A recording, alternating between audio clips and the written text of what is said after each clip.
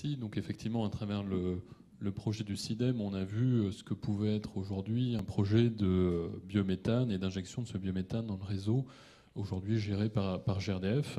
Donc effectivement, ce genre de modèle nous interpelle énormément. Alors avant de répondre à cette question, je vais juste me permettre de faire un petit retour historique sur ce qu'est un réseau de distribution, parce qu'en fait, on a commencé petit et local. Petite image anecdotique, mais tout en haut, vous voyez l'exemple d'une usine à gaz telle que ça pouvait être au début du 19e siècle.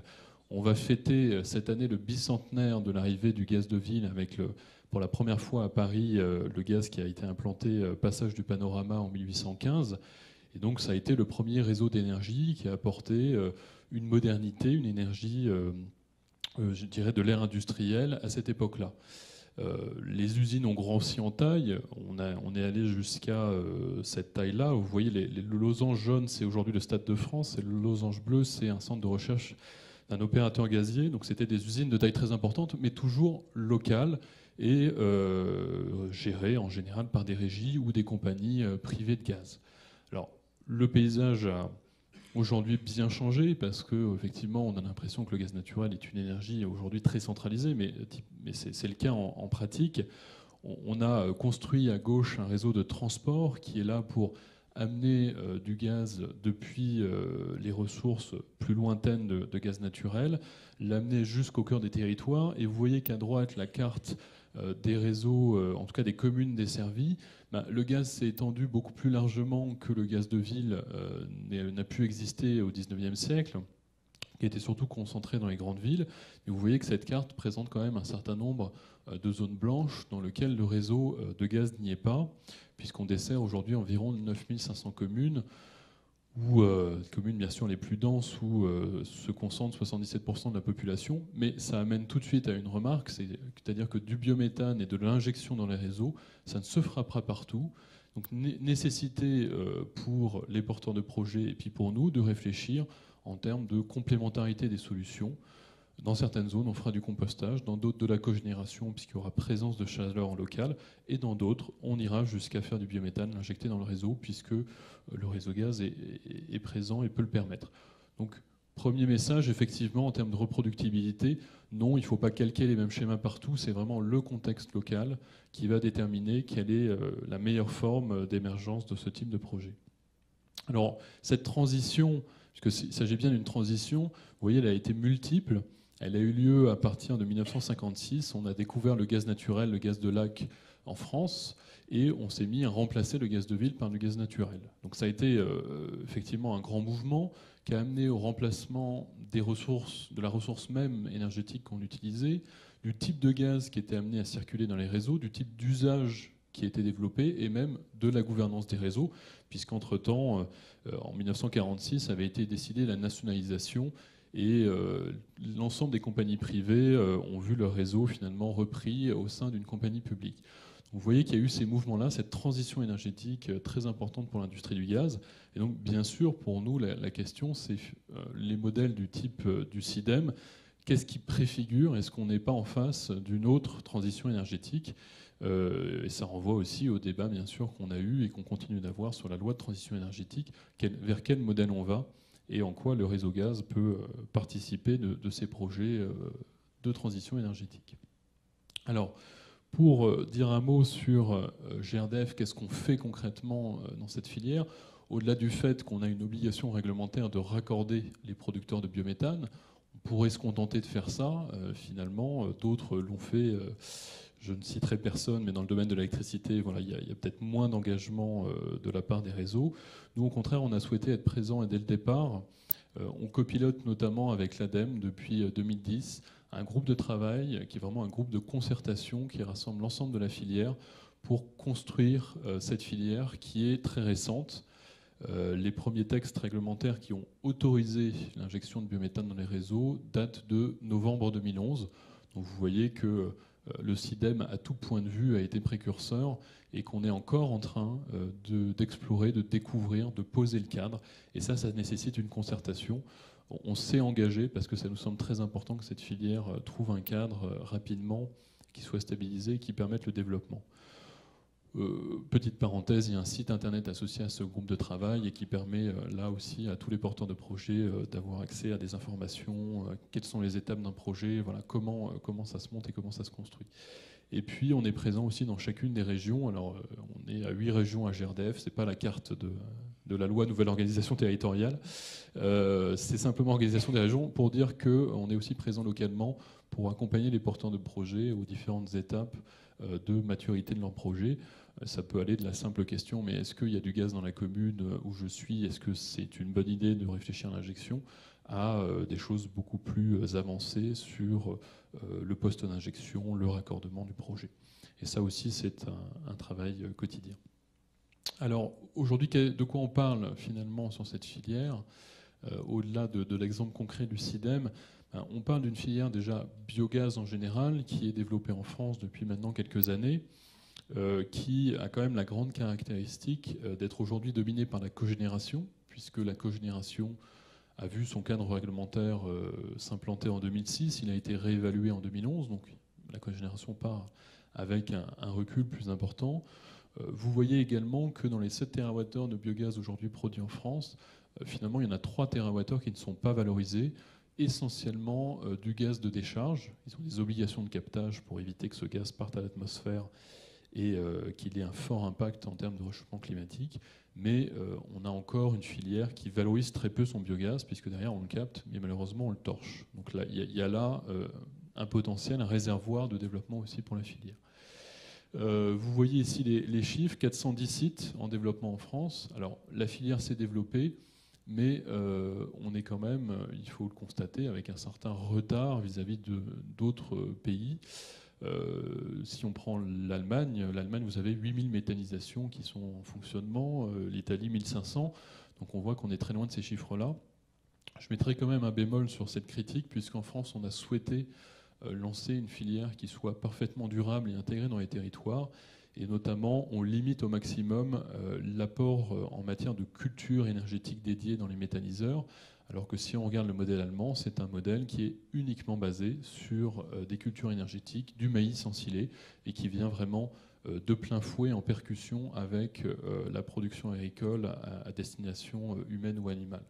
Donc on a un retard certes, mais parce qu'on se lance dans un modèle qui est plus complexe, plus compliqué à mettre en œuvre. Il faut aller chercher des déchets qui ont des potentiels de production de biogaz plus faibles que les cultures, mais qui en même temps s'ancrent dans les territoires, s'ancrent dans une logique davantage durable. Et on espère que la France fait le bon choix dans la durée et que ce sera bien ce modèle-là qui sera pérenne dans le temps.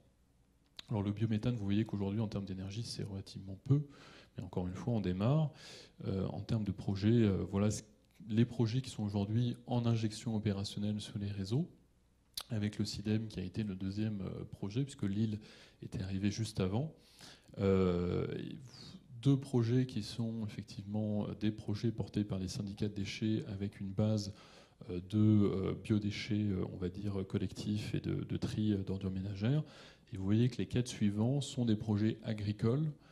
Et on va retrouver cette caractéristique-là, c'est-à-dire qu'on a un potentiel effectivement de valorisation des déchets d'ordures ménagères, mais l'essentiel du gisement permettant de produire du biogaz en France est le gisement agricole, avec tout ce qui est effluent d'élevage, résidus de culture, éventuellement des cultures intermédiaires qui viennent s'intercaler entre des cultures principales et qui donc ne rentrent pas en concurrence avec l'alimentation humaine.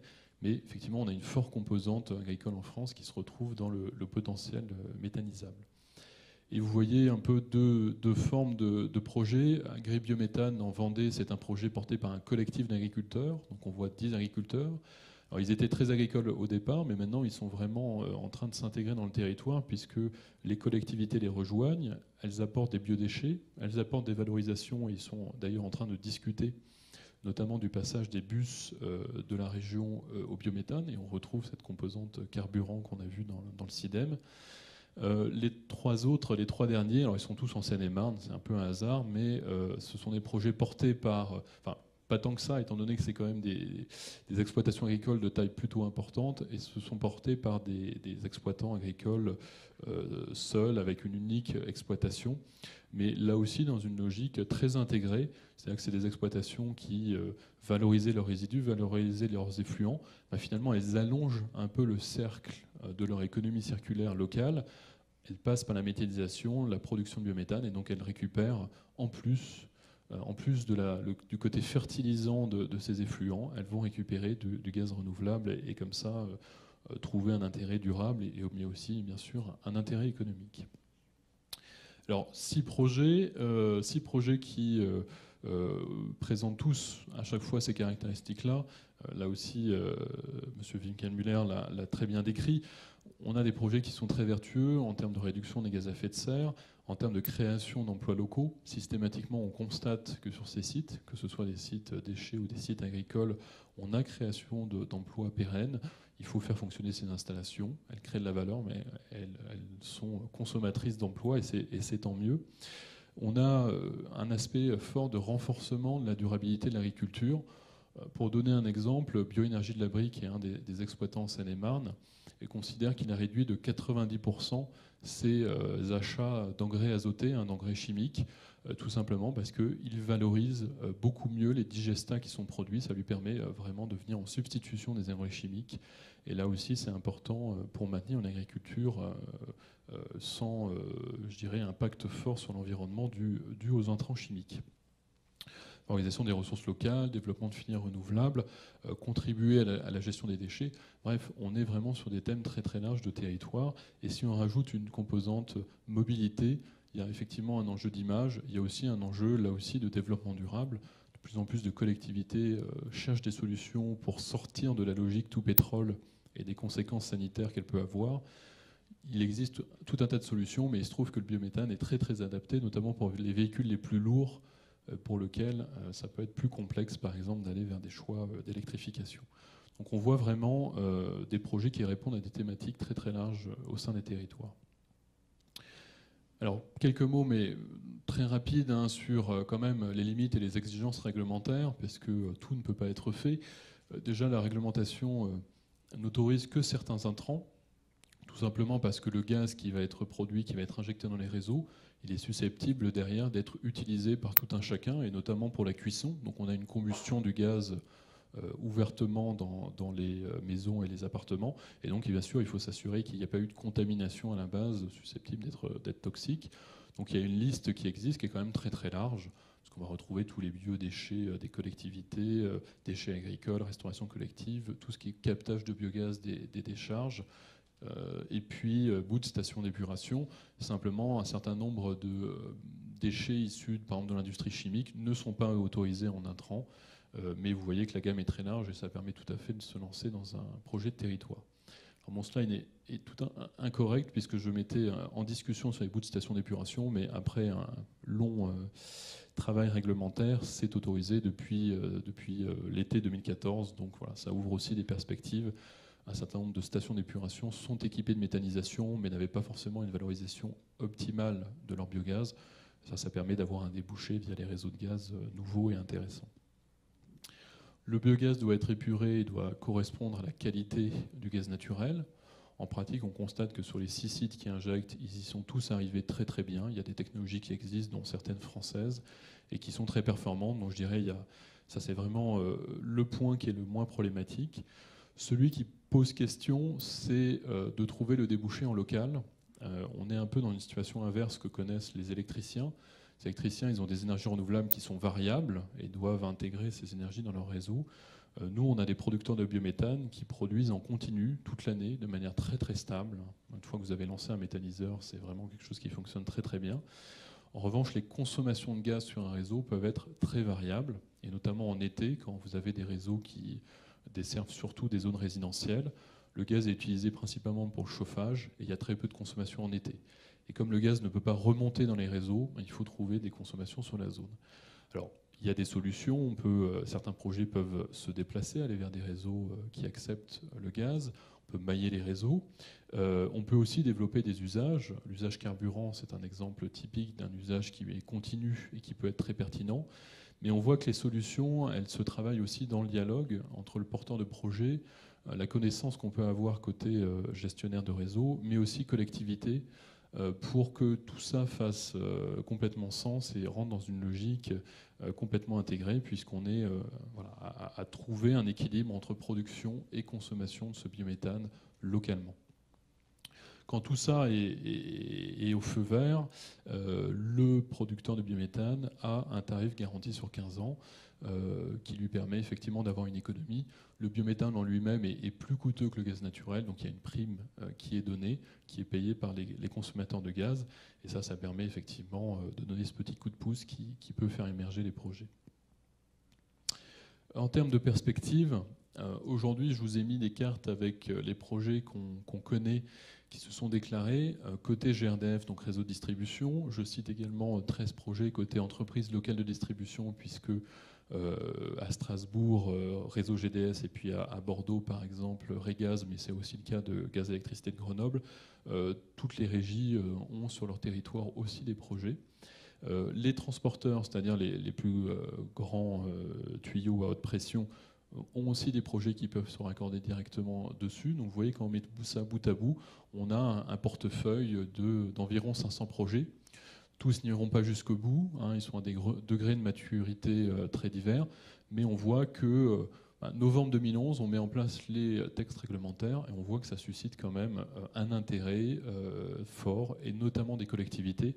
Je dirais que sur ces 500 projets, il y en a 80% qui sont de type territorial, c'est-à-dire qu'on va retrouver effectivement en général des acteurs privés, des agriculteurs et une collectivité qui va apporter du foncier, de la cohérence à l'ensemble du projet. Donc on est plutôt effectivement satisfait de voir ces projets émerger, démarrer. Alors 500 projets, vous voyez qu'il y en a 6 qui injectent, tout simplement parce qu'il y a une question aussi de durée. Un projet, c'est relativement long, en particulier pour les questions d'autorisation administrative. Voilà, si vous êtes en régime d'autorisation, il faut compter à peu près 2 ans et demi pour les CPE, et au total, un minimum de 4 ans pour montrer un projet. Donc 2011 plus 4 ans, c'est 2015. On va être dans l'année où on va voir émerger finalement, non pas les pionniers, non pas les précurseurs, mais les premiers projets plus classiques issus de la publication des textes réglementaires. Donc on devrait voir, nous, sur notre réseau, une dizaine de projets nouveaux apparaître, et sans doute 1 ou 2 projets côté transporteur. En termes de potentiel, et j'en conclurai là, sur ces derniers slides, le potentiel français est extrêmement important. La France, encore une fois, est un grand pays agricole, un grand pays d'élevage. Donc on voit que, j'ai mis en pointillé rouge tout ce qui concernait l'agriculture. On voit qu'on a un potentiel considérable pour faire du biogaz et potentiellement du biométhane en France. On a aussi un potentiel de déchets ménagers et d'industrie agroalimentaire qui est intéressant. Alors ça, c'est le potentiel ultime, les 200 TWh. Ça représente à peu près 40% de la consommation de gaz actuelle en France. Vous voyez que c'est conséquent. Évidemment, tout ne pourra pas se faire. Quand on ramène vers un potentiel plus économique, l'ADEME considère qu'on est à peu près à 60 TWh, donc ce qui fait quand même largement plus de 10% de la consommation de gaz actuelle.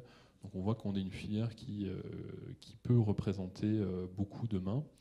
Alors ça, c'est le potentiel, mais je dirais, si on veut regarder de manière dynamique, si on veut se donner quelques échelons dans le temps, l'ADEME a publié une feuille de route à horizon 2030 où elle considère qu'on pourrait avoir à cet horizon de temps 1400 sites qui injectent en France 30 TWh de biométhane. Et si je veux résumer, c'est à peu près 10% de la consommation de gaz en France qui serait couverte par du biométhane.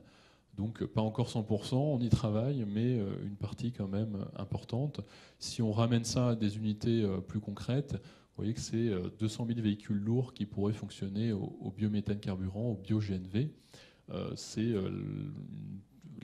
Les bus en France, c'est à peu près 30 000 véhicules. Donc vous voyez qu'on pourrait faire tous les bus et beaucoup plus largement aborder le transport routier de marchandises, où là aussi le biométhane peut être une solution très pertinente. Donc en conclusion, on voit qu'on est finalement, nous, opérateurs de réseau, face à l'émergence effectivement de quelque chose de nouveau, et qu'on voit de manière très positive. Finalement un changement, comme on a pu le voir précédemment avec le gaz de ville et le gaz naturel, l'arrivée d'un gaz renouvelable local, une matière première qui est très différente, qui sont les biodéchets, et puis une gouvernance un peu différente, puisqu'on voit des projets qui sont dans des logiques vraiment de dialogue dans les territoires entre ceux qui ont les biodéchets, ceux qui portent les projets, les collectivités, les opérateurs de réseau, et tout ça effectivement fonctionne. Et on pourrait imaginer prolonger cette courbe-là et aller vers du 100% biométhane. Ce n'est pas totalement une vue de l'esprit, hein. Il faut savoir qu'on le pratique en réalité très localement.